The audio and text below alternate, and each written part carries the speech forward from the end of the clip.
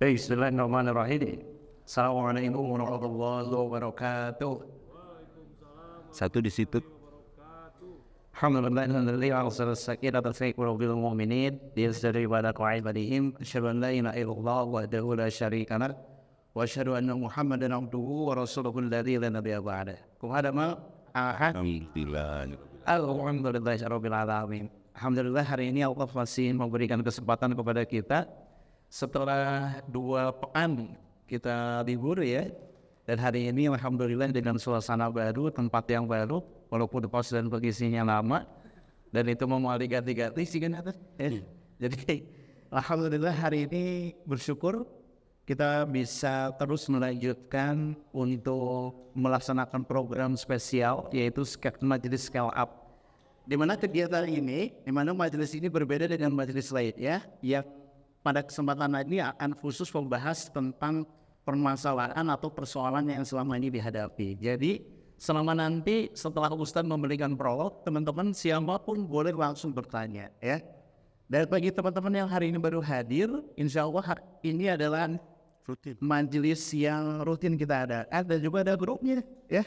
Jadi kalau misalkan update terbaru tentang informasi kajian, kemudian juga update tentang materi, itu ada di grup Telegram kita namanya Majelis Scale Up Iman, ya.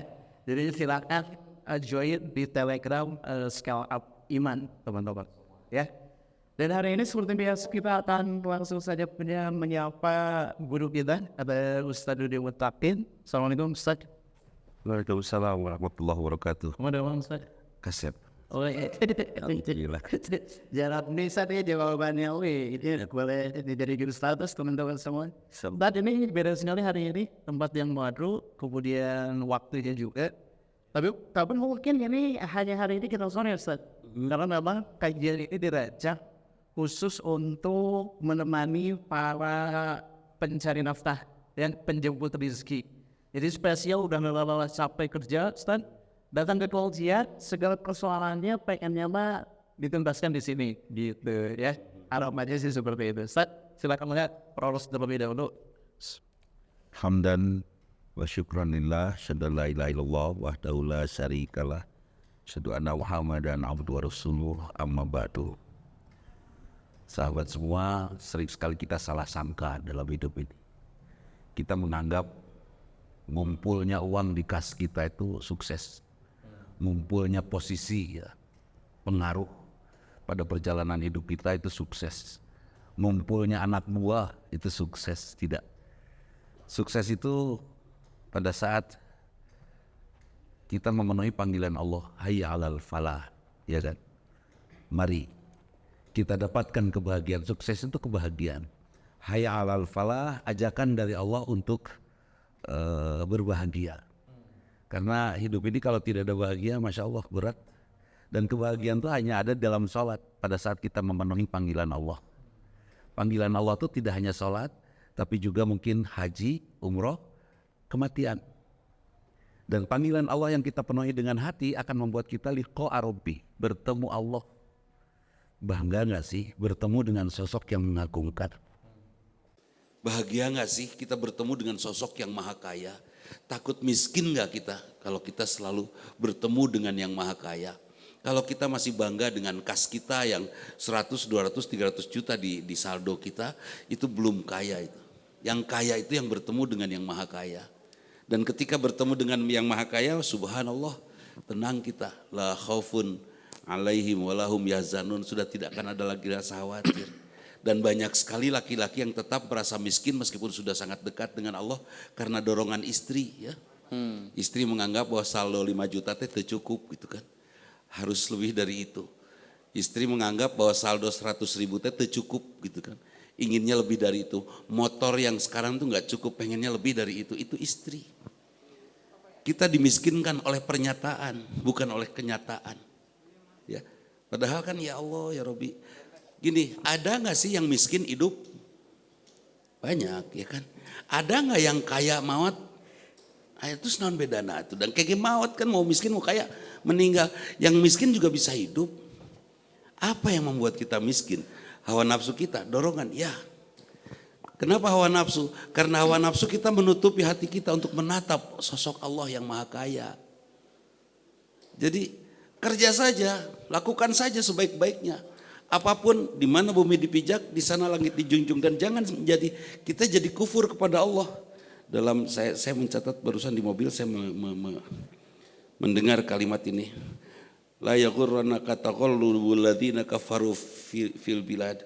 Jangan sampai menipu kamu orang-orang yang memiliki kebebasan di negeri ini. Mereka bebas dengan harta mereka menjajah dan lain. Kita jangan tertipu. Biarin aja. Mereka bebas beraksi dengan fashion mereka, silahkan. Mereka bebas ngebut di jalan tol dengan mobil mewah mereka, silahkan. Jangan terpancing dan jangan tertipu oleh itu. Karena kebebasan mereka bukan gini. Ingin bebas dari Allah, lakukan suka-suka, pasti oleh Allah dikasih. Dibengarkan malah asa. Bill Gates dibebas gentah. Bebas, merdeka semua.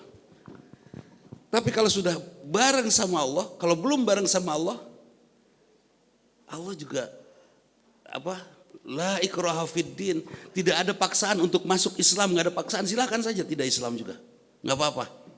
Tapi resikonya nanti di akhirat, nanti dihitung, gitu kan? Ketika kita masuk sama Allah, ada batas-batas, harus sholat, harus saum, harta lebih harus zakat, terus harus santun, wanita harus diikat dengan akad nikah, tidak boleh asal toel, tidak boleh asal cipika-cipiki, salaman agak jauh dengan perempuan, terbatas sekali. Dulu ada film namanya Soraya, Woman's Stone Soraya yang diranjam, itu film Iran. Film di sana itu mendunia sekali bagaimana wanita tidak bisa punya hak bersuara. Semua diatur oleh ulamanya. Sampai seorang nepotisme dengan ulamanya berkoalisi untuk orang laki-laki ini tidak suka kepada istrinya sampai istrinya dituduh zina, kemudian ulamanya disogok, kemudian ulamanya mengiyahkan, kemudian minta kepada wali kota atau hakim untuk mengiyahkan, akhirnya diranjam. Itu suara wanita yang menjadi saksi tidak didengar. Dalam Islam tidak begitu. Ada aturannya, ranjam itu harus ada saksi sekian orang. Kemudian setelah ada saksi sekian orang ditunggu dulu. Ada efeknya enggak kan gitu ya. Itu tidak langsung ketemu penzina langsung diranjam, enggak. Udah saksinya disumpah dulu dan lain sebagainya.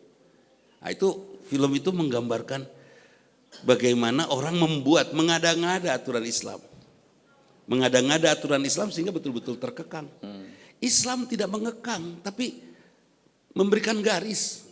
Ingin bebas silakan tapi ikuti, kalau memang Anda muslim sok sholat. Hidup kita dari hari ke hari, dari jam ke jam hanya nunggu sholat kan. Tadi dari duhur ke asar kita nunggu sholat karena akan bertemu dengan Allah, kita harus berkualitas kan itu ya. Nanti sekarang ini dari asar menuju maghrib kita nunggu sholat, oke, kita berkualitas sekarang. Jangan la yaghurrannakum, jangan menipu kalian kebebasan mereka. Kita tidak seperti mereka.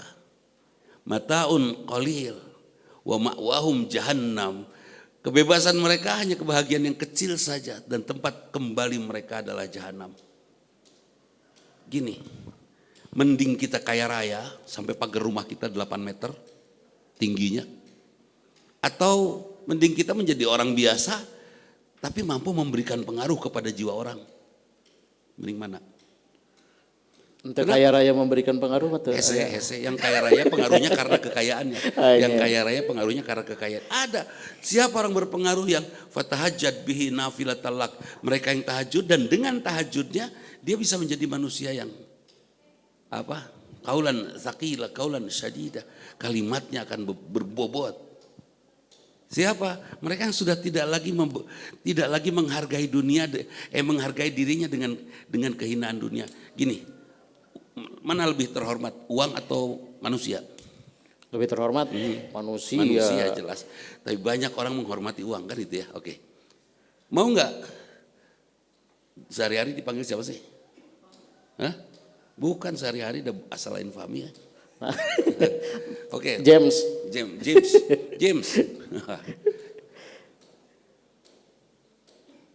Kita terhormat, tapi kita menghormati diri kita dengan sesuatu yang tidak lebih terhormat dari kita. Dengan uang. Kerja keras itu harus wajib. Tapi ngumpulin uang tuh nggak ada perintahnya. Iya kan? Nggak ada. Kerja keras aja nanti juga dapat kok uangnya. Allah pasti ngasih sesuai kapasitas kita. Nah, baju itu murah. Sering kita menghiasi diri kita dengan baju. Dengan benda-benda, ya Allah, jangan hinakan diri kita dengan sesuatu yang lebih hina dari kita. Saya pakai baju nggak usah pakai bagus-bagus lah, anggerwek ya, tetap tidak berubah. Kain apapun tetap ya modelnya dirubah. Kenapa? Saya tidak mau memuliakan diri saya dengan sesuatu yang tidak lebih mulia dari saya. Apa yang lebih mulia dari saya? Allah. Saya ingin memuliakan saya oleh Allah. Karena itu saya akan hadirkan Allah dalam jiwa saya. Saya kosongkan diri saya supaya Allah hadir pada diri saya meskipun hese sampai hari ini belum sukses. Tapi mungkin Allahnya mah sudah menyatakan ada lebih dekat dari urat leher saya. Iya kan? Tapi sayanya belum merasa. Gitu. Muliakan diri kita dengan sesuatu yang memang pantas memuliakan kita.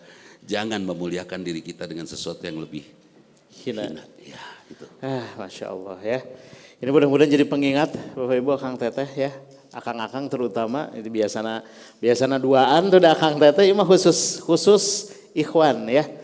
Oke, silakan teman-teman semua kalau ada pertanyaan, tapi sebelum teman-teman bertanya diawali dari saya, Ustaz. Ustaz, janji Allah tuh kan kalau misalkan kitanya takwa, dikasih jalan keluar, dikasih rezeki dari arah yang tidak disangka-sangka, Ustaz. Nih, definisi takwa yang bisa kita lakukan dari hal yang terkecil ya, Tad, sehari-hari apa yang bisa kita lakukan supaya ada derajat takwa, Tad? Contoh yang disampaikan oleh Umar bin Khattab, takwa itu saat seorang menemukan duri kemudian dipinggirkan supaya jangan ada orang ke kacugak, ya kan? Kenapa? Karena Allah nyuruh kita untuk menyebarkan keselamatan, itu takwa. Lakukan semuanya karena Allah. Karena Allah teh apa sih? Cik ngicep. Karena siapa itu? Ya, karena Allah. Kalau Allah tidak mengizinkan, nah, ragu-ragu gitu nggak jawab. Sieun salah. Kalau Allah tidak mengizinkan ngicep mah.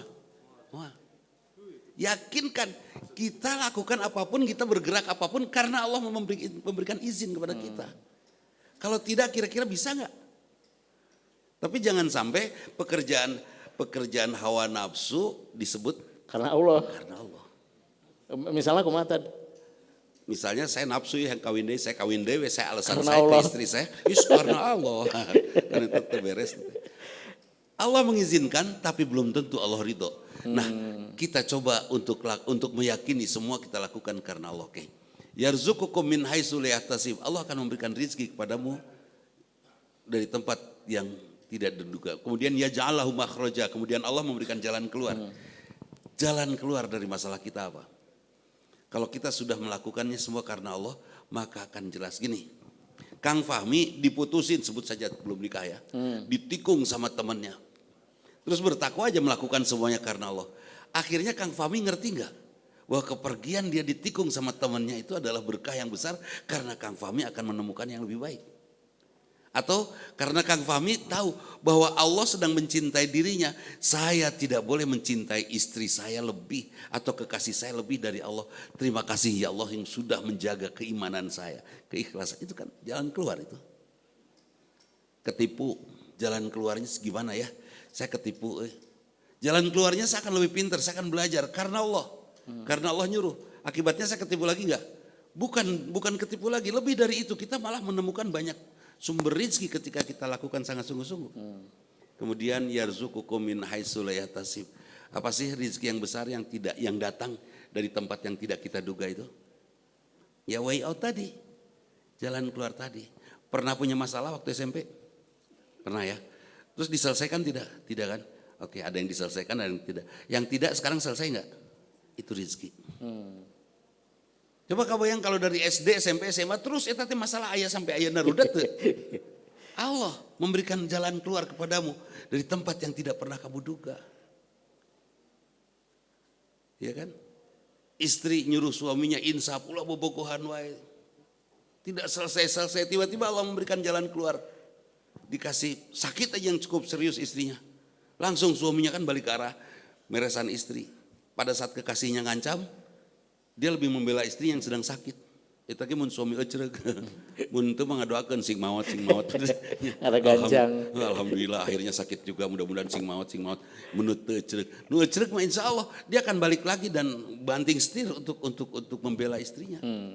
Allah memberikan jalan keluar, tidak semua jalan keluar yang Allah berikan itu manis. Mungkin menyakiti dulu, mungkin ya. Seperti ibunya Pak Sodik Mujahid, Gerindra ya, saya bukan kampanye ini. Dan kebetulan bareng ternyata sama nenek saya.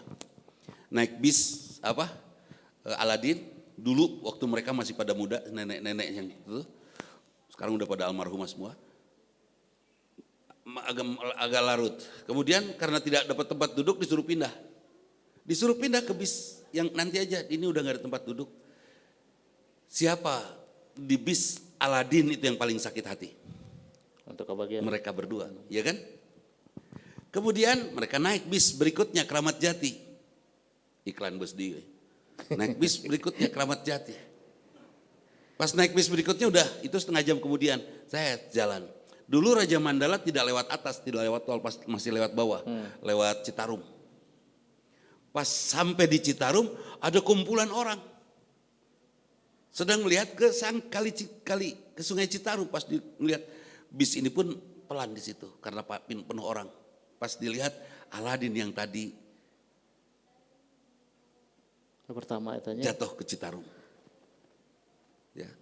Apa non ari jatuh tersungkur atau tisoledat? Terjerembab. Tikusruk, hah? Nyecep. Ari tikusruk udah kecil teuing tikus. Nah, itu. Masuk ke sana. Ke jurang, ke Citarum. Semua ngelihat, oh innalillahi jalan terus siapa? Bus Kramat Jati itu. Siapa yang paling bahagia di Kramat Jati itu? Yang dua tadi. Yang dua tadi. Bisa saja jalan keluar yang Allah berikan saat ini pahit. Tapi akhirnya dia akan tersenyum, bahagia kan itu. Seperti saya dulu pernah ditolak oleh seorang. Ditolak menyatakan suka, iya karena saya menyatakan sukanya langsung ngajak nikah aja. Saya suka sama kamu cantik, nikah yuk. Oh tuh bener. Saya ditolak sama dia. Alhamdulillah. Dulu saya nangis sebentar. Dah, akhirnya saya berkarya lagi. Kemudian saya punya istri, punya anak, berkarya, berbuat, sudah. Reunilah kita kan. Saya bikin kaos. Tulisannya jangan menyesal dan dia yang paling marah waktu itu. Dan rumah tangga dia udah pecah, udah cerai mereka. Saya bilang hakan. Nikmat pisan. Enggak. Siap. Jadi memang tugas kita mah melakukan yang terbaik gitu. Lakukan saja. Tugas kita karena Allah gitu ya. Tugas kita hanya mengabdi saja.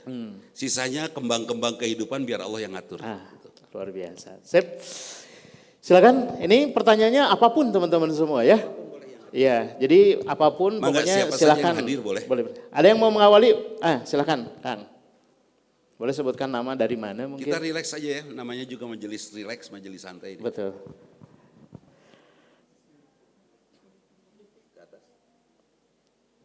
Assalamualaikum Pak. Bismillah, Assalamualaikum warahmatullahi wabarakatuh. Waalaikumsalam warahmatullahi wabarakatuh. Nama saya Iksan, saya baru di sini karena saya mau pemagangan ke Jepang. Pertanyaan saya Ustadz, ya saya insya Allah akan bekerja di Jepang karena Allah. Dan pertanyaan saya ada dua Ustadz. Yang pertama, berapa lama seorang musafir bisa dikatakan musafir? Itu yang pertama Ustadz. Dan yang kedua, saya sebagai muslim pasti tidak bisa terus menjamak sholat, terutama sholat Jumat. Dan yang seperti kita tahu, sholat Jumat itu pas banget waktu kerja di Jepang. Apa yang sebaiknya saya lakukan ya Ustadz ya? Terima kasih Ustadz. Oke. Insya Allah ya. Di Jepang safar atau jamak qasar itu sepanjang kita tidak tinggal di sana. Ya ada sahabat Rasul berbulan-bulan di perjalanan di satu tempat sepanjang berdakwah. Rumah saya bukan di sini, rumah saya di Madinah. Sepanjang itu di jamak qasar. Kalau 2 tahun Tad? 2 tahun. Saya waktu itu waktu haji 42 hari ya. Itu jamak qasar. Sampai saya dapat gelar, iya kan Mekah, udah masa di Mekahnya, di Ka'bah gitu jamak qasar. Ari cek Rasulullah itu nanaon, kenapa harus maksakan kan itu ya. Akhirnya saya dapat gelar Safarudin Al-Qasri.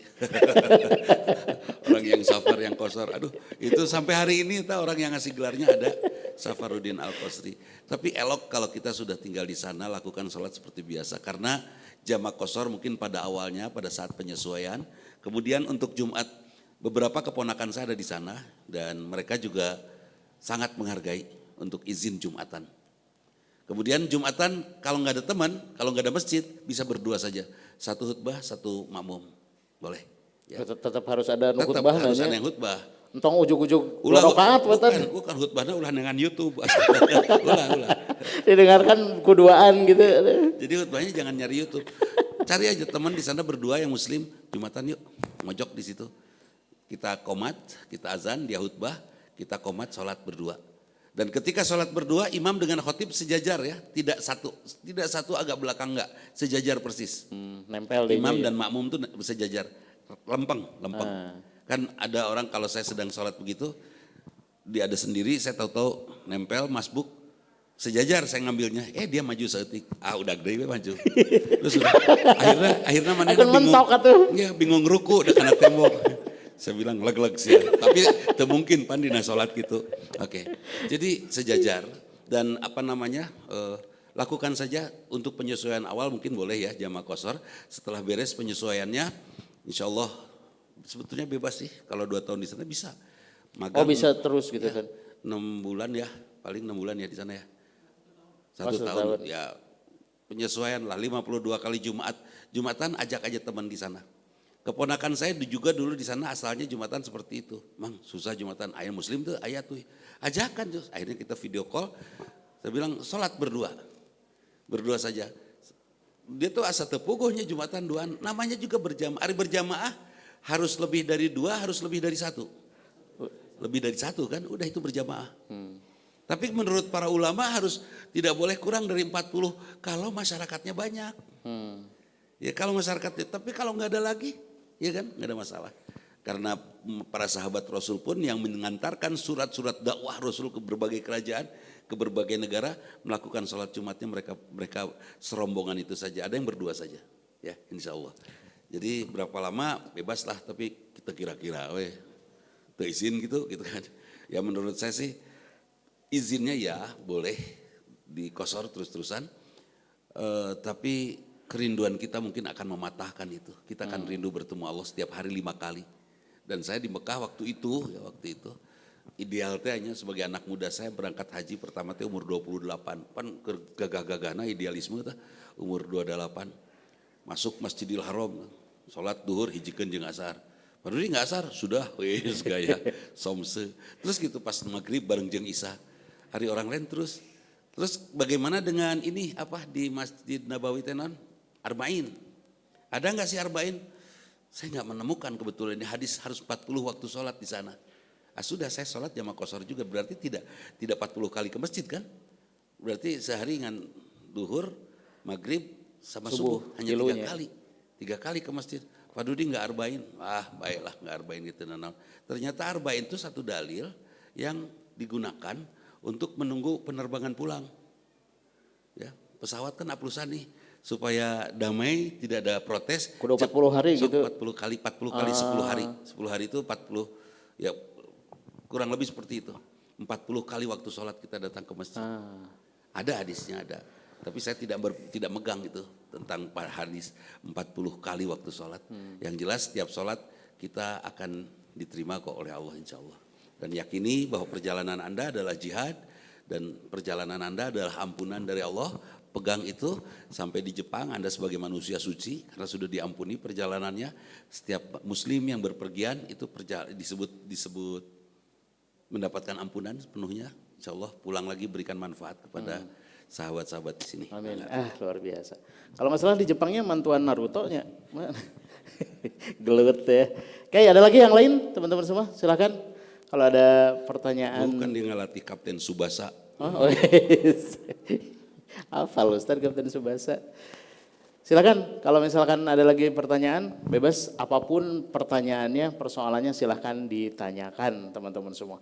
Mau sebentar lagi tentang pemilu, mau tentang jodoh, mau tentang mau tentang Panji Gumilang, naon lah insya Allah dijawab ya mas segala. Ya. apapun ya. Ada, silakan. Ini belum panas atau jarang-jarang cenah kajian loba kieu waktu pertanyaannya. Biasanya 5 menit terakhir. Tentang Panji Gumilang, itu harus dibagaimanakan pesantrennya, kan mahal sekali ya. Betul. Biaya pembangunannya. Menurut saya karena memang sudah menyesatkan, bakar, habiskan. Bangunannya Ustaz? Semuanya, bangunannya. Karena pada saat ada sisa, pasti akan ada benih yang akan tumbuh lagi. Seperti tadi, wala yaghurrannaka, jangan kamu tertipu oleh gemerlapnya mereka, jangan. Islam bukan itu kok. Islam itu karena hebatnya bangunan bukan? Bukan. Karena kekayaan yang luar biasa enggak? Bukan. Islam tuh kemarin punten kalau beda nih para pemirsa semua. Hadirin, kalau berbeda maaf. Islam tuh akan siar Islam bisa enggak diramaikan oleh pawai obor kemarin? Ya enggak? Bahasanya gini, tahun baru Masehi itu ramai sekali. Kenapa Hijriah tidak? Masehi itu ritual. Gongsi Facai itu ritual, ya. Imlek itu ritual. Kita nggak ada ritualnya. Terus siar kita pakai apa? Siar kita hanya satu, pakai akhlak mulia. Pakai akhlak mulia. Rasulullah menyebarkan Islam dengan akhlak mulia kok, bukan dengan kemewahan. Kita jangan kalah sama orang-orang yang bukan Islam atau cenah. Jangan kalah gimana? Ya jangan kalah, mereka begitu meriah. Masa kita nggak meriah? Nggak usah meriah. Agama Islam bukan agama pesta, dan hari raya dalam Islam hanya Idul Fitri, Idul Adha dan Jumat, yang lain tidak. Orang pawai obor, saya rada curiga ini dari mana pawai obor datangnya. Oke. Dan lain sebagainya, ada ya untuk nanti untuk petasan, kan petasan mah dari Tiongkok ya. Untuk nanti untuk itu. Nah, jadi kemarin dianggap itu siar. Enggak.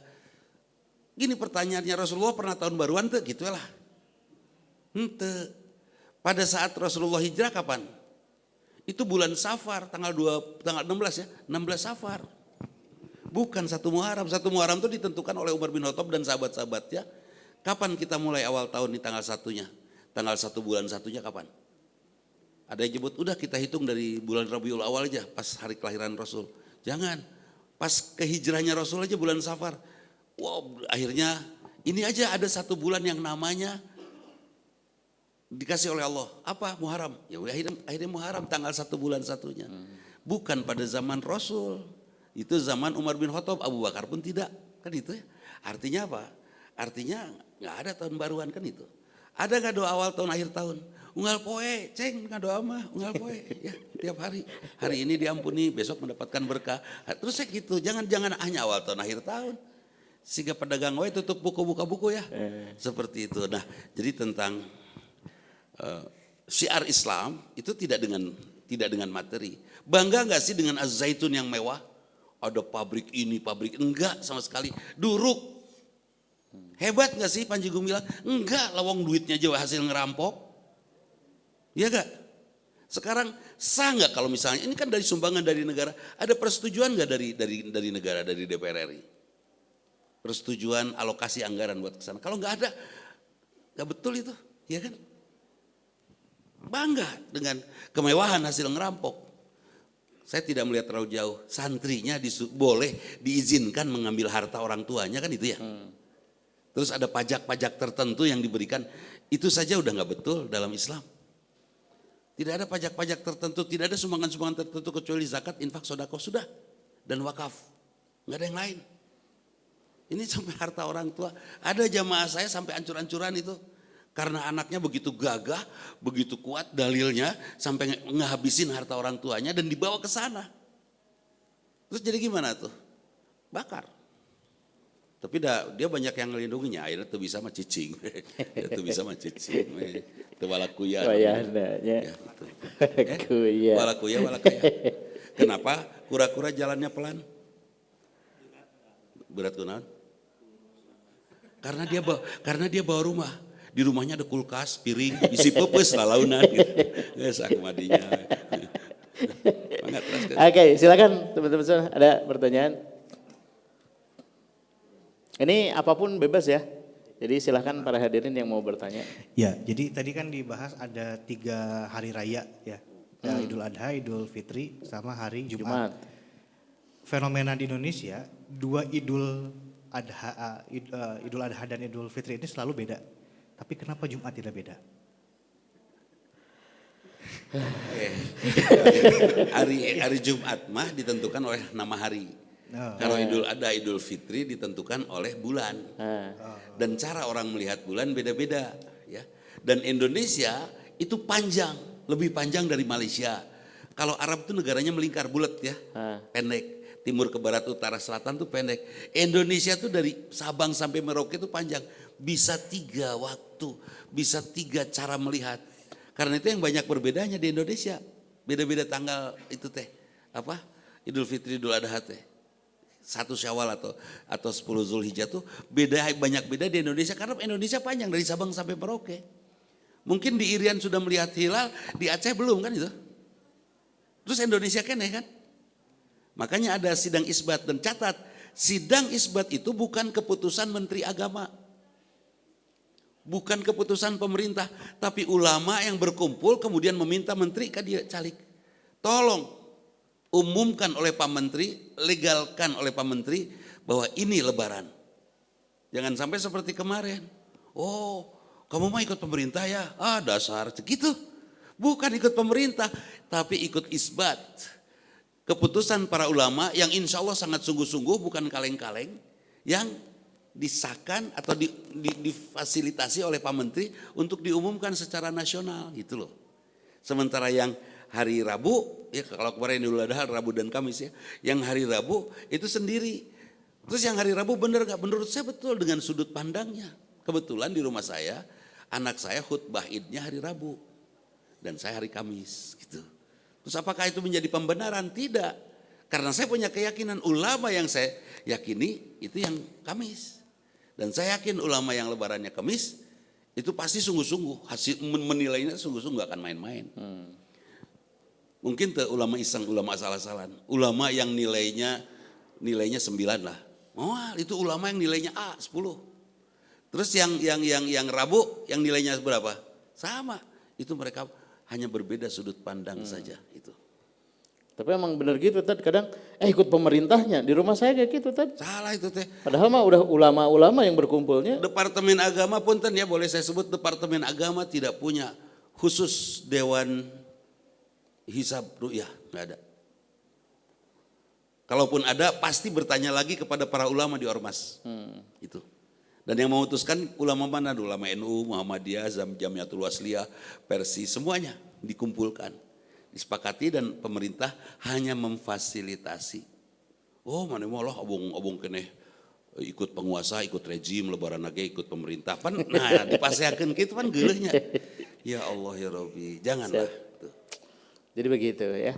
Tapi kalau dengar-dengar di yang lain, keputusannya tuh karena ada di pemerintahan tertinggi. Dan makanya jadi satu suara. Mereka betul. Satu suara bukan karena di pemerintahan tertinggi, wilayah mereka melingkar bulat. Malaysia itu tidak lebih besar dari Jawa Barat. Singapura itu tidak lebih besar dari Jawa Barat, sepakat ya. Amerika juga utara selatan luasnya, tidak timur barat. Indonesia tuh timur barat panjangnya. Matahari itu timur barat. Jadi pasti beda. Di Indonesia pasti beda. Gitu. Siap. Oke, silakan. Ada lagi yang mau bertanya? Sok malu bertanya sesat di jalan. Oh silakan Pak. Boleh dibantu. Itu paling dituhana. Yang dekat dulu deh. Oh no, caket heula nya Pak.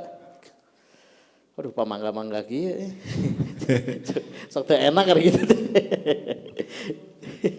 Usum. Bismillahirrahmanirrahim. Assalamualaikum warahmatullahi wabarakatuh. Waalaikumsalam warahmatullahi wabarakatuh. Perkenalkan nama saya Doli dari Bandung juga. Kabupaten. Oh. Tapi Doli mah biasanya Surabaya. Surabayanya udah pindah ke sini Pak. Ya terkait tadi Al Zaitun terus sholat Jumat itu kan ada ininya Pak ya, ada sejarah yang sejarah itu terulang polanya sama. Nah sekarang Pak saya ingin nanya itu tentang giroh semangat muda anak-anak muda Islam. Saya pun sama dulu, saya pemuda tersesat saya dulu. Saya tersesat tenggelam. Tapi sekarang alhamdulillah udah ada kompasnya. Yaitu ke masjid. Udah kembali lagi ke masjid ya. Nah, untuk menjaga konsistensi semangat itu kan Pak banyak faktornya ya. Ada faktor psikologi, ekonomi, lingkungan, dan juga pengetahuan. Nah, untuk menjaga konsistensi itu Pak, ada nggak sarannya Pak? Mungkin saat Pak Ustadz dulu masih seusia saya kali ya. Kalau sekarang Bapak masih muda, semangatnya masih muda Pak. Siap. Itu Pak. Tarik nganggap kolot ke orang. Itu aja Pak ya. Terima kasih. Assalamualaikum warahmatullahi wabarakatuh. Waalaikumsalam warahmatullahi wabarakatuh. Kebetulan saya lulus SD langsung ke pesantren. Lepas dari pesantren, perguruan tinggi pun sama di Fakultas Agama. Kemudian saya gaul di lingkungan dakwah terus. Jadi saya tidak pernah, percaya tuh sih, saya tidak pernah nonton film di bioskop, percaya tuh? Nggak pernah saya. Sekalipun? Sekalipun. Saya nggak pernah berenang. Pikiran saya aurat di sana. Nggak pernah saya ke tempat berenang. Karena di Pusdik eta nu TNI Pak lalaki hungkul. Komo, ayo nanti ningali lalaki udah Pak. Nah itu, saya enggak. Jadi saya kebetulan enggak ketemu dengan lingkungan seperti itu. Tapi yang saya rasa, ketika saya bicara sama anak saya, kebetulan anak saya ngambil S3 di sebuah perguruan tinggi yang di sana banyak sekali sesat-sesatannya. Saya bilang sama anak saya, hati-hati ya, kamu kebawa-bawa pikiran orang, tersesat lagi. Apa dia bilang? Ini jawaban menurut saya. Benak saya sudah penuh Pak oleh semua ide dan faham Bapak. Insya Allah nggak akan ada yang lagi yang bisa masuk. Gitu. Jadi nggak akan nyasap deh, dan ngespinuh gitu kan. Nah siapa yang tersesat teh? Nukara rosong. Siapa yang menyekolahkan anak ke Az-Zaitun? Bukan mereka yang penuh, tapi mereka yang sungguh-sungguh. Tapi karena sungguh-sungguh kosong, masuk yang sesat dianggap asa iya. Gitu. Wah hebat kan itu ya. Hati-hati, karena itu ajakan saya, padatkan dengan ilmu. Karena memang ajakan Allah pun kepada Rasulullah di awalnya, Iqra bismi rabbikal ladzi khalaq. Bacalah. Dan satu hal yang lain, jangan kita menganggap seorang ustadz yang kita suka itu sebagai imam kita. Saya lebih suka kalau kita semua punya banyak guru ya. Jangan, saya sengaja begini rileks supaya saya jangan diikutin. Saya pernah punya majelis juga ya Kang Eja, pas lu udah banyak jamaahnya saya bubarin. Lo barusan tahu udah banyak, baik dibubarkan. Kenapa dibubarkan? Karena saya nggak mau di apa ya? Sudah mulai ada kultus, bayang tuh. Kultus nggak? Kalau suatu sore pulang dari majelis Madani waktu itu, terus datanglah pasangan suami istri dengan membawa anak gadisnya, Ustadz, tolong pimpin anak saya. Maksudnya, saya akan akadkan sekarang. Yang sahabat. Sama saya. Dia bilang kira-kira dengan mas kawin cappuccino dibayar kontan. Makanya pantel lucu atau kawin bari ngopi. Dengan mas kawin americano dibayar kontan. Pantel beres. Dari situ saya mulai oh nggak bisa. Udah saya minggu berikutnya pengajian langsung kita libur sampai batas tidak dipastikan gitu kan. Ren weh, karena ngeri ya tuh sok. Mun unggal bulan anu kitu ka urang sabaraha hiji ngajak. Terus semuanya teh lalu lucu nu hese ditolak teh pan rudetnya. Itu. Jadi menurut saya ajakan saya jangan memilih satu orang guru saja. Tapi pertanyakan, misalnya ini ada guru ada 6 nih. Tetap ya, saya tidak langsung datang ke guru ini, tidak. Tanya dulu dia gimana? Tanya dulu kepada yang sudah. Yang lain. Supaya tong nyasab. Titip itu. Dan bagaimana menjaga konsistensinya, nikmati keindahan kebenaran itu bukan dari teks, tapi dari akhlak, ya, dari kemuliaan akhlak. Saya nyaman kok ketika saya berakhlak mulia, nah di situ akan nikmat. Seandainya ada ajakan yang tidak berakhlak mulia, pertanyakan kebenarannya. Misalnya ajakan, terus di dalamnya ada acara memusuhi orang lain dan nyalahin orang lain. Saya tahu kok siapa-siapa saja pembawa penyampai agama yang salah, tapi saya nggak berani nyalahin. Pikiran saya nanti dia juga akan proses ya, dia juga akan menjadi sempurna lah, mudah-mudahan kan itu. Seperti itu. Siap. Tenang, ilmu dan berakhlak mulia supaya akhlaknya bagus, pilih lingkungan yang bagus. Nggak usah luas-luas. Sudah nikah belum? Ah itu. Pilih istri yang berakhlak mulia. Ya itu. Jangan mencari wajah, nggak usah cantik. Cantik tuh bikin capek. Sebab senyumnya bahagia, baeudna rudet, bener tuh. Sok di baeudan kudu geulis lieur tuh. Lieur pisan. Geus karasa badannya. Di baeudan kudu geulis, capek. Nah, jadi mending nutup para rupa lah. Iya. Jadi baeud jeung sarina teh tepuguh tadinya tidak ada bedanya gitu ya. Sampai nanya mama ini teh baeud senyum. Ini baeud sayang. Oh kirain senyum pan nih. Indah ta. Semuanya kan indah. Mangga. Siap. Mbak, Pak. Tapi menarik ya, memang anu kasurupan nu beri hipnotis karena anu kosong eta teh nya. Gampang. Mangga Pak. Assalamualaikum warahmatullahi wabarakatuh. Waalaikumsalam. Izin bertanya Tad, nama saya Denny dari Cijawara Girang, Soekarno-Hatta. Mau bertanya masalah puasa Tad. Kalau kebetulan di tengah bulan tuh puasa Ayamul Bid. Jatuhnya di hari Senin, Selasa, Rabu semisalnya. Terus saya juga masih pengen puasa Senin Kemis, lagi belajar nih Tad. Pengen Senin Kemis, itu kalau disatuin nggak apa-apa Tad, apa gimana, harus gimana gitu? Jadi pahalana ngarah double gitu nya. Tah gitu, mumpung semangat gitu Tad. Abong-abong semangat hijikeun ya. Jadi gini, saum Ayamul Bid kan kalau Senin Kamis itu ada setiap bulan tuh ada 8 kali ya. 8 kali kita lakukan. Artinya 4 minggu. Kalau Ayamul Bid kan hanya sekali itu aja kan, 3 hari itu, Senin, Selasa, Rabu misalnya kan. Ketika kita sudah terbiasa saum Senin Kamis, kemudian kita saum Ayamul Bid pada hari Senin, tanpa harus berniat melaksanakan saum Senin Kamis, maka kita juga sudah mendapatkan pahala Senin Kamisnya. Saya biasa saum Daud, saum Senin Kamis dan saum Ayamul Bid. Pas Ayamul Bid kebetulan pas hari Kamis, pas hari saum Daud, pas tanggal 14 misalnya. Satu saja saya ambil, saya saum Ayamul Bid, maka yang 2 saya dapatkan pahalanya. Gitu. Kalem, Islam teh juara lah. Ya, tuh bisa. Tapi dengan catatan kudu rutin sebelum lah gitu ya, kan Tad? Sudah terbiasa, sudah. Model saya biasa tahajud, suatu saat saya ketiduran, capek pisan. Itu saya dapat pahala tahajudnya. Saya dapat pahala. Udah capek pisan cek malaikat teh teu naon geus dicontreng tah pahalana kan. Tapi jangan sampai ke tibrak itu, oh malaikat catatlah tahajud anggap. Nggak bisa. Tidak bisa pakai jalur belakang ya. Gitu. Mangga berikutnya. Termasuk itu tadi ini ya, kalau misalkan perempuan yang berhalangan kalau rutin, kan ada yang kira, aduh tuh bisa ibadah mau menang pahala tuh. Padahal kalau dia rutin sebelum-sebelumnya udah otomatis dapat pahala ya. Kebetulan minggu ini Senin Kamis dan Ayamul Bid dan kebetulan dia sedang haid. Padahal dia sudah biasa melakukan itu, dia dapat pahalanya. Meskipun dia meninggal. Dan orang wanita yang haid itu apa? Wanita yang haid dia akan mendapatkan semua ibadah yang dia tinggalkan karena haidnya. Ibadah sholat dia dapat nggak? Pahala dapat. Ibadah saum dia dapat nggak? Dapat.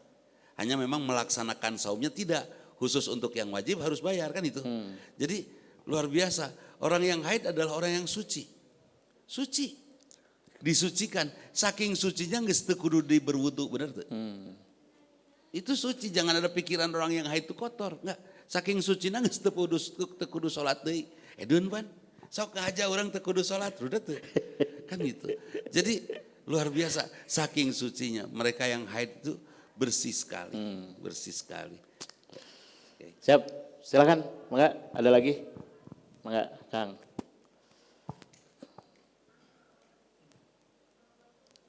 Ini sengaja pakai mic kecil supaya karena kita akan di tap ya, akan tapping. Nah, emang ada delay ya teh ya. Assalamualaikum warahmatullahi wabarakatuh. Waalaikumsalam.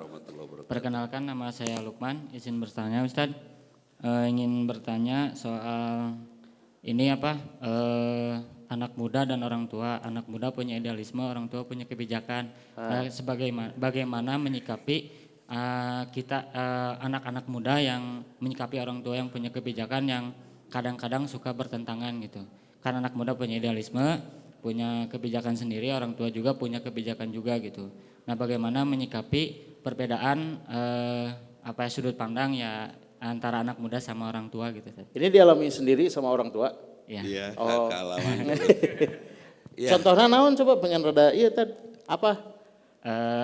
Masalah misalkan ya kadang-kadang soal ngaji gitu kan, ngaji orang tua kan punya idealisme kalau ngaji kayak gini gitu. Sedangkan saya kan ngaji kemana-mana gitu, ini ikut ngaji ke ustadz ini, kadang-kadang orang tua lebih apa ya, lebih menjaga jangan sampai salah ngaji ke bawah gitu, karena orang tua mungkin punya trauma, mungkin cari guru itu dulu susah gitu kan. Sekarang saya malah nyari guru ini itu banyak Kemana-mana gitu kemana-mana kayak gitu. Nah soal ngaji terus juga soal pilihan hidup sih sebenarnya, pilihan hidup misalkan antara yang mungkin kerja atau antara mungkin bisnis atau yang lain-lain kayak gitu. Oke. Jadi ada yang soal agama, ada yang soal dunianya juga kayak gitu. Siap. Ya.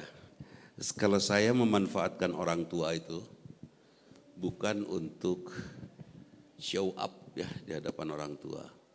Ada nggak saya berbeda dengan orang tua saya? Ada. Tapi waktu itu saya manfaatkan dalam pikiran saya, insya Allah saya lebih panjang umurnya daripada orang tua. Bukan umurnya, kesempatan. Kalau orang tua saya sampai tahun 90, saya sampai 95 lah misalnya kan itu. Artinya saya punya 5 tahun tanpa orang tua. Iya kan? Oke. Apa yang saya lakukan? Saya taat pada orang tua. Tapi saya jadi nggak boleh ngajikan itu kan. Itu naon ke guruna orang tua. Tapi guruna orang tua saya guruna kan yasinan, bukan yasinan. Insya Allah berkah. Sisanya kita baca. Ada YouTube, ada apa ya. Sisanya kita baca. Sementara taati dulu pada orang tua. Kemampuan kita taat kepada orang tua ini akan juara nanti hasil berkahnya. Tek tak jeli Kang Eja. Lu NTW. Tek. Karena apa? Kunci sukses itu pada saat kita belajar taat kepada saat kita taat pada orang tua dan mampu memuliakan guru. Kalau saya dulu memuliakan guru, saya tidak tahu, tapi saya sangat sayang sama guru saya. Semua guru yang pernah mengajari saya ngaji di rumah, waktu saya kecil belajar baca alif-alifan barulah di rumah, saya cari semuanya dan saya berangkatkan haji. Ongkos masing-masing. Tentu. Asli saya berangkatkan di haji. Ada yang saya berangkatkan umroh. Semua guru saya. Termasuk guru di pesantren waktu saya sekolah. Waktu saya sekolah saya punya teman sebangku dan saya selalu nyontek sama dia. Setelah nyontek sepulangnya saya diajarin. Itu kieu ya. Bijaksana sekali. Waktu di kelas saya kasih contekan, di luar kelas saya diajarin. Dan saya berangkatkan dia ibadah haji. Berangkat. Alhamdulillah itu cara saya menghormati guru. Kemudian kepada orang tua all out taat sepanjang tidak ngajak maksiat. Ya kan? Ulah debat yang kolot guys. Bilang iya siap. Ketika kita menekan perasaan secara psikologis, insya Allah pada saat itu kita sedang mematangkan diri kita. Aslina, saya sudah dulu kata ulah kadinya, ulah gitu, termasuk urusan kerja. Saya tuh kerja sama seperti saya kepada anak saya, tok ngalamar. Anak bapak temenang ngalamar, terus kudu dilamar. Gimana caranya supaya kita dilamar? Jadi manusia hebat, pasti diminta kan itu. Hari nu jejak mah ya apalagi nilainya di bawah rata-rata, ngelamar lah mencari orang yang memberikan belas kasih kepada kita. Oh saya enggak. Akhirnya saya juga ke anak-anak, jangan ngelamar. Alhamdulillah anak saya enggak ada yang ngelamar kerja, dilamar. Nah itu, beres Pak. Seperti itu kalem. Taati orang tua, hormati guru, juara itu mah. Selama tidak ngajak maksiat, all out taat Ya, gitu. bereng aja, bereng. Jangan naik tuh ke genteng. Oke, naik ke genteng. Genteng tetangga oke, mung. Dan batur kan itunya. Itu. Siap. Kadang memang lamun anak muda tuh ego rada tinggi nyatanya lamun ketemu sama orang tua. Pernah ngelihat kambing nggak? Duka karat tandukan. Ya. Apa yang dilakukan oleh kambing yang baru bertanduk? Anu meragnawan Terus we. udah gadil kan itu. Sama kita sampai usia kurang lebih 28 lah. Terus saya budak baduk. Asa bener we, asa. Sama kambing juga gitu, asa kuat we. Wah terus saya nyeruduk ka ditu, nyeruduk ka dia. Gumincir lahnya. Betul-betul ngasah apa? Ngasah tanduk kalau kambing. Kalau kita mungkin bangga we kita jadi pemenang teh kan itu ya. Insya Allah nanti juga ada masa surutnya. Nah untuk tidak surut dalam bentuk putus asa, latihkan untuk taat sekarang. Karena yang paling nikmat itu taat kepada orang tua. Kalau taat ke teman kan asana teh ya tengsin lahnya.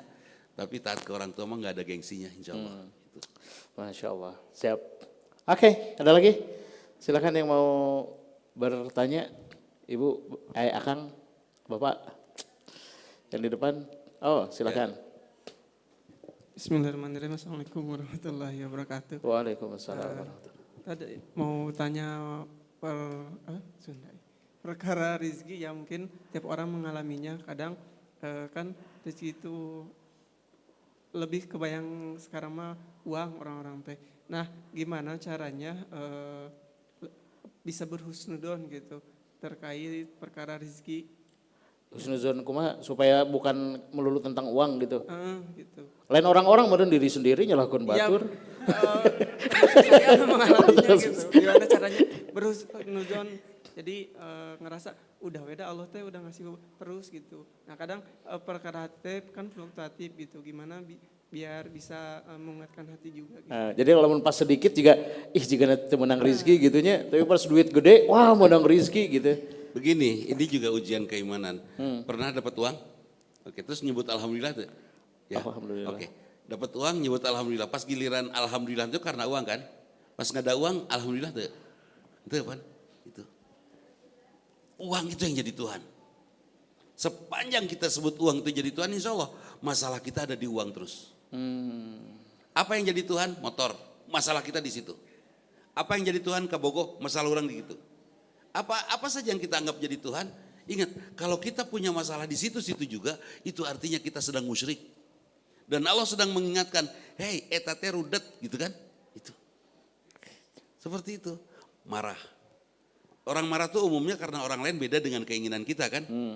Saya marah karena dia beda dengan saya. Saya paksa dia, marah.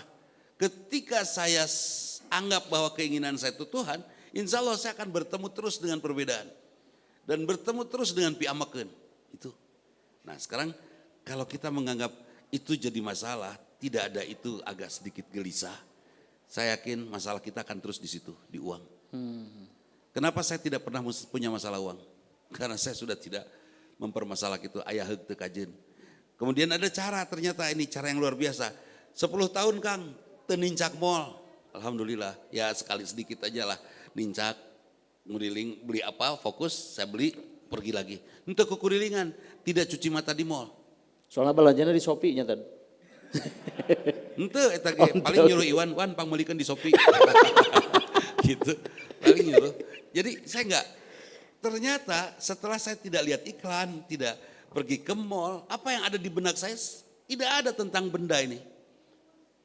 Biasanya kalau ada uang, 1 juta cukup buat beli hard disk yang 2 tera ini. Oh kan itu ya, nu biasa ningali ke tempat komputer. Wah ini saya punya uang segini, dicukupi jang ieu. Nu biasa ke tukang kamera, kabeli lensa, kan itu ya. Seperti itu. Saya kan nggak pernah nih ke mall. Karena nggak pernah ke mall, akibatnya saya kenal dengan barang-barang nggak? Enggak lah. Karena saya nggak kenal dengan barang-barang, akibatnya uang 1 juta berharga nggak? Enggak, karena saya nggak tahu buat apa. Ya duit yang naon. Terus datang eja minta lah 1 juta tah pakai. Terus bapak tuh pakai tuh yang naon sih? Karena saya nggak tahu beli apa. Itu yang disebut penyakit ain. Jadi antum masih terjerembab ke dalam penyakit ain ketika melihat orang lain duitnya gede, kabita keneh. Enggak, buat saya mikir eta duit gede jang naon ya urang gitu. Bener kata Ustaz Evi, nu jelema paling boga masalahnya eta jelema nu boga duit tapi wah kayang. Itu cek Ustaz Devi, saya ingat sekali. Eta masalah, ya itu saya alami tapi untung saya punya kamalir. Saya mengalirkannya di madrasah ya, mengalirkan uangnya aman. Itu. Jadi bagaimana supaya, kenapa kita masih menganggap ada merasa kurang, ada rezeki yang tidak datang? Karena kita masih menganggap itu yang bisa memenuhi kebutuhan kita. Padahal yang memenuhi kebutuhan kita siapa? Allah. Iya kan? Harta itu la yadurrukum wa la yanfa'ukum, tidak memberi madorot, tidak memberikan manfaat. Ini sudah saya alami, sedang dan masih terus, insya Allah sampai akhir hayat lah rek dialami. Saya tidak akan pernah bicara duit 5 juta teh gede, enggak. Ya. Belum lama itu ada teman datang, "Ji euy, orang butuh duit yang naon? Aya meuli motor kurang. Urang kan boga 5 juta, emang rek meuli motor naon? Hayang PCX atuh nambahanan." Tekagoknya. Karena dia sahabat saya baik dan bermanfaat hidupnya untuk saya. Bolehlah, aya teh motorna aya itu udah tinggal berapa? motornya 28, aduh. Jadi nambahannya sabra nya 23. Lain nambahan atuh eta beceung. Ya udahlah, tungguan 2 jam. Nah 2 jam urang ngadoa heula da saya mah rezekinya dari Allah. Dan memang betul kita berdoa bareng-bareng dan turunlah doa itu, turunlah uang itu, datang uang itu. Tring, Jibril bawa uang itu saya kasihin aja sama dia. Udah gampang atuh duit mah tinggal minta kado beungar, bener tuh? Bener tuh? Duit tinggal minta kado beungar. Saha nu beungar? Allah. Geus beres. Kenapa harus rudet? Ya kan? Minta sama Allah, ada Allah nu beungar. Kalau Allah enggak ngasih, artinya Allah sedang ngasih tahu. Kamu enggak tahu bahwa kamu enggak pantas dapat itu kan itu. Dan mun pantas mah pasti dikasih kan itu. Seperti saya, wah aduh belajar atuh ngadoa yang Siti Nurhaliza jadi bere-bere. Ya Allah berikan untuk saya Siti Nurhaliza ya Allah. Jadi bere wae. Naon cek Allah teh teu pantas, teu pantas. Teu kabeungetan karunya Siti Nurhaliza bisa disebut musibah. Kan gitu. Gitu kan bahaya. Nah, itu ya. Jadi tenang saja, tenang. Jangan pernah menganggap bahwa rezeki itu sesuatu yang penting. Uang ya. Uang itu sesuatu yang penting. Yang penting gini, nah ini. Siapa sih orang yang hebat itu? Bukan yang banyak uang. Bukan yang ilmunya luar biasa, bukan. Mereka yang luas bisa bergaul dengan siapapun dan bisa memberikan, menyematkan kebaikan, kebahagiaan, kegembiraan pada orang. Eta juara. Ya, nanti siapapun orang mun perlu bantuan. Ya. Saya pernah dan masih gitu ya, masih melakukan kondisi itu. Tukang parkir saya pergi ke untuk beli air minum ke toko. Itu teh fokus. Turun beli minum keluar tidak nguriling bisa ada penyakit ain tadi kan, udah tinggal di tukang parkir mang sabaraha hiji mobil ayeuna alah kakara 2 motor 3 alah jadi sabaraheun total aya 30 juta mah cenah eta dengan optimis bahasanya saya suka aya 30 juta mah ya udah tuh parkiran kebetulan saya ada 300.000 kan tah saya kasih 300.000 buat saya 300.000 berharga nggak sih? Henteu karena saya nggak tahu buat apa. Cik jang naon duit 300.000 cek ente. Mixu 20. Eta tukang mixu. 200.000 jang naon. Nyeblak. Buat mereka yang punya kabitaan kayak gitu itu penting buat saya nggak butuh apa-apa. Terus saya kasihin ke tukang parkir. Udah we. Mangkaning jauh tidak biasa saya ke situ. Ya nggak pernah malah ke Karaharita. Udah daerah Ujung Berung. Pas kemarin Minggu, saya ke daerah sana juga ngaji juga. Aduh haus deh ya, mengkol di kanu eta, tukang parkir eta.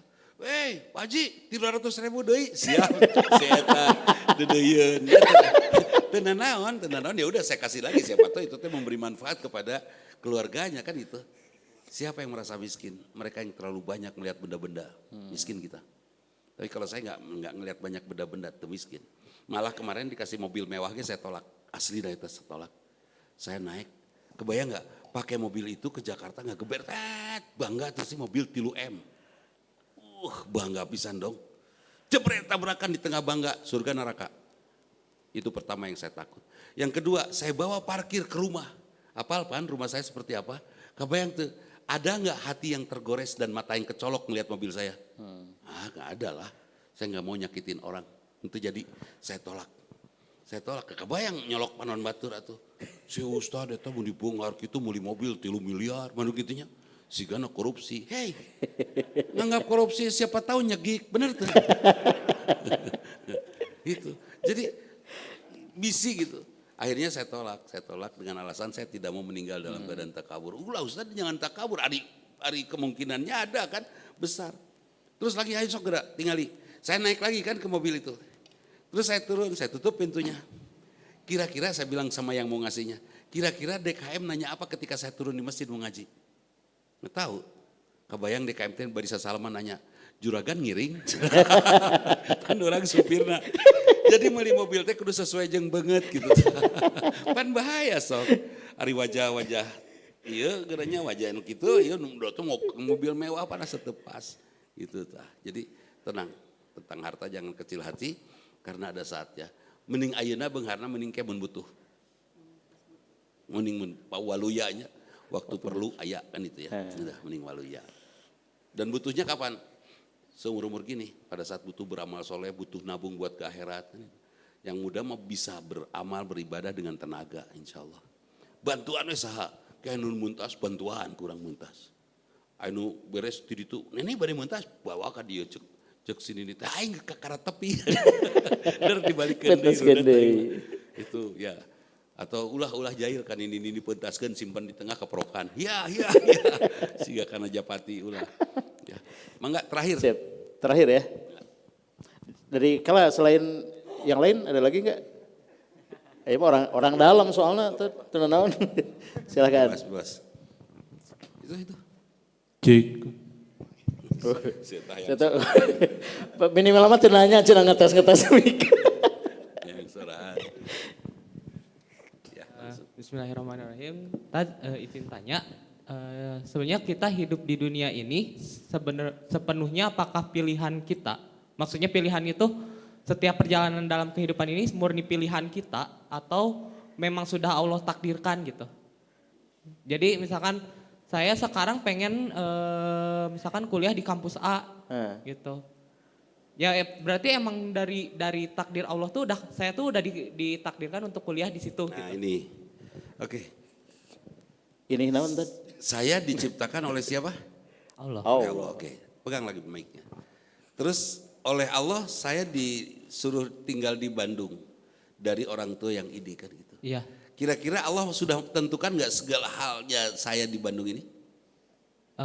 Sepemahaman saya iya. Sudah, oke, setuju. Allah ketika saya lahir, Allah memberikan modal kepada saya. Dari 0 sampai 9. 0, 1, 2, 3, 4, 5, 6, 7, 8, 9. Tah, eta modal. Pengetahuan ya, oke. Kemudian setiap 9 kurang 1, itu hasilnya berapa? 8. 8 takdir bukan? Takdir. 9 kurang 1 apa namanya? Ikhtiar. Dan angka 9 angka 1-nya apa? Modal. Irodah Allah. Allah berikan kepada kita modal angka 9, 0 sampai 9. Kemudian saya olah modal itu dari Allah tuh 5 tambah 5. Itu ikhtiar. Hasilnya apa? 10 itu. Saya lahir. Allah berikan pada saya modal pengetahuan dan pergaulan. Terus setiap hari saya nggak gaul di Masjid Salman. Kira-kira ada cita-cita masuk ITB nggak? Ada. Nah seperti itu. Kan itu ya. Terus setelah itu, setelah gaul di Salman, saya cita-cita jadi mahasiswa ITB. Kira-kira saya pengen nggak punya istri insinyur? Pengen, ada gaulnya didinya. Nah jadi jangan mimpi kita dapat istri insinyur, hari gaul di UIN. Ada nggak fakultas teknik di sana? Nggak ada ya? Nggak ada. Seperti itu, hese di UIN kecuali ayam mandornya sab. Ya, insinyur kan itu ya. Seperti itu. Jadi jangan pengen beli es balok di Kutub Selatan. Nu dagang nage es balok teh. Jadi kalau kita ingin takdir, ikhtiarkan oleh kita. Saya pengen jadi tentara. Oke, dari sejak kecil saya jaga kebugaran tubuh saya. Saya bergaul dengan banyak tentara. Setelah bergaul, mental saya sudah mental tentara kan. Sudah bergaul dengan banyak tentara, ilmu yang mendukung ke situ apa? Saya pelajari. Saya ingat seorang keponakan saya, dia ingin jadi dokter. Saya tanya waktu SMP kan, cita-cita apa? Dokter Mang, oh, siap. Kamu perdalam ilmu ini. Harus nilai 10. Begitu kan? Sok jadi dokter. Itu modalnya saya berikan. Rupanya dia perdalam kan ilmu itu. Setelah dia perdalam, dia tes melalui jalur testing biasa dengan biaya yang murah, dia masuk fakultas kedokteran. Tuh. Jadi kalau ingin kemana, sing jelas perjalanan anak. Seperti saya pengen kunon ke pesantren, pengen ibadah haji, ingat bisa neta. Terkabul, saya beribadah haji. Kan itu ya. Supaya non ke pesantren bisa bahasa Arab, terkabul. Saya tidak ada cita-cita jadi ulama. Hanya karena orang tua we ulama, jadi we orang surung-surung jadi kieu gitu kan. Ini sebetulnya salah profesi. Orang itu salah profesi. Surung-surung. Salah sahabat lahir di keluarga ulama kan itu ya. Oke, jadi takdir itu pilihan. Mau milih hasil dari 5 kurang 2, mau milih hasil dari 9 tambah 1. Mau milih yang mana? Terserah. Itu sudah Allah tentukan sama kita pilihan. Kita mau milih takdir mana. Saya pengen dapat suami orang Garut, jangkung, jago basket, nggak haji. oh berarti saya harus gaul di Darul Arkom di lapangan basket, ya, atau saya harus gaul di tempat di lapangan basket yang di sana ada pemain putrinya, terus anu sarolehah pemainnya, udah kita di situ. Insya Allah kita dapatkan. Terus di Garut nih, saya pengen dapat istri orang Garut, nges haji solehah, tapi gaul di Surabaya hese teu, hese, itu. Kalau pengen dapat takdir, pilih ikhtiar kita, kan itu ya. Insya Allah kita dapat takdirnya. Takdir nggak bisa dirubah. 9 kurang 2 pasti 7, pasti itu bisa dirubah. Tapi bisa dipilih, mau milih mana kan itu. Gitu. Jadi bukan berarti ada saya mau takdir rangke, ada takdir lagi bakal kieu, nggak bisa jadi. Nggak bisa. Mending anggap kalau tukang parkir, iya kan? Siga kon, weng kege rek leungit sapi terek henteu atuh kudu di talian kumaha Allah itu bisa. Ikhtiar. Setiap di talian pasti aman. Ya, sepanjang ada yang jaga. Tapi mun teu di talian pasti jalan-jalan. Kan gitu ya. Itu sudah takdir. Kan itu. Seperti terus jangan pula iseng main-main nih. Ya Allah, sekarang saya mau ke Antapani, ya Allah, jangan dulu Engkau berikan pada saya hujan. Geus cedem. Lompat urang teh ke Antapani, baru sampai jalan Cicadas hujan. Kira-kira doa kita diijabah enggak? Untuk tidak hujan sampai Antapani. Bukan tidak diijabah, kitanya Cileupeuh geus nyaho cedem kan itu ya. Itu. Dan dia ngomong, Allah mau itu apa Antapani.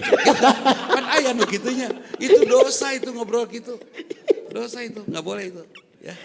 Aya nu kitunya. Aya enggak boleh lagi heureuy gitu enggak boleh. Mun itu apa jalan Antapani, can Antapani teh can. Geus hujan deui gitu kan. Ulah. Siap. Masya Allah. Baik, itu saja mungkin ya yang bisa kita ceritakan. Insya Allah kalau saya berharap kepada Scale Up untuk bisa melakukannya rutin sore Senin seperti ini juara ini waktunya pas banget. Pas pisan sore Senin di sini ya. Nanti kita bisa centang sebab waktu itu di Istiqomah Kamis malam, kadang-kadang Kamis malam teh sok ada benturan kita dengan acara yasinan. Ya. Di mana duka pokoknya batur orang lain saya memang enggak. Kayak acara baca kahfi misalnya kan itu. Orang lain saya enggak. Jadi ini pas banget insya Allah setiap Senin asar ya, asar di sini. Hari guru gembul iraha? Belum Ustaz. Kan tetangga ente. Ya. Ajak. Siap Ustaz. Guru gembul orang hakan di dia. Sugan rame gitu ya. Insya Allah beliau bisa lah ya diminta. Salam, sampaikan salam saya kepada beliau. Dan saya berharap ya input lah. Inputnya untuk ilmu saya secara pribadi, inputnya dengan cara bertanya. Ya. Karena pertanyaan adalah penambahan ilmu buat kita ya. Tapi kalau saya sudah malas ditanya berarti cilepeng pisan saya. Dan kalau tidak bertanya berarti temikir gitu weh. Dan untuk nanya temikir cicing. Kalau itu rame.